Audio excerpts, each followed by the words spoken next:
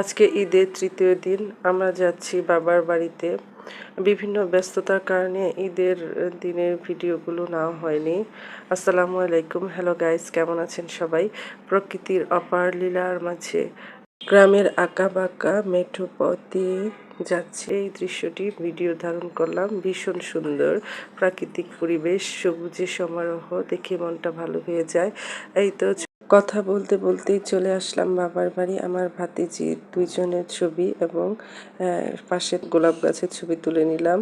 এই দেখেন আমাদের বাড়ির ভাইরাল কাঁঠাল গাছ, ভীষণ মিষ্টি এই কাঁঠালগুলো, প্রচুর ধরে। এবছর অবশ্য একটু কম ধরেছে। আসতে না আসতেই ভাবি রান্নাঘরে ঢুকে গেলাম। ভাবি আমাদের জন্য লাকড়ির চুলায় রান্না করছে, দেখেই লোভনীয় লাগছে। ঝাল ঝাল গরুর মাংস। আমি একটু নেড়ে চেড়ে দেখছি কেমন হয়েছে, এখনো শেষ হয়নি রান্না। তারপরে বাচ্চাদের বায়না, মামির হাতের রোস্ট খাবে। বড় মামির হাতের রোস্ট ভীষণ ভালো লাগে, প্রতিবারই তারা খুব মজা করে খায়।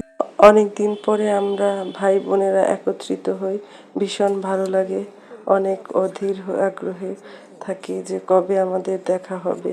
আসলে একই বাড়িতে একই ছাদের নিচে অনেক দিন ছিলাম, ভাবতে অবাক লাগে। সেই আমরা এখন চাইলেও একত্রিত হতে পারি না, নির্দিষ্ট সময় ব্যতীত, নির্দিষ্ট ওকেশন ব্যতীত। যাই হোক, পোলাও রান্না শেষ হয়ে গেছে। পোলাওটা ভীষণ ঝরঝরে এবং দেখতে খুব ইয়াম্মি হয়েছে। তারপরে এই তো ভাবি আরও রান্না করেছে পটল ভাজি, মাছের দো পেঁয়াজু, আরও অনেক কিছু, সাথে ডেজার্ট আইটেমও ছিল।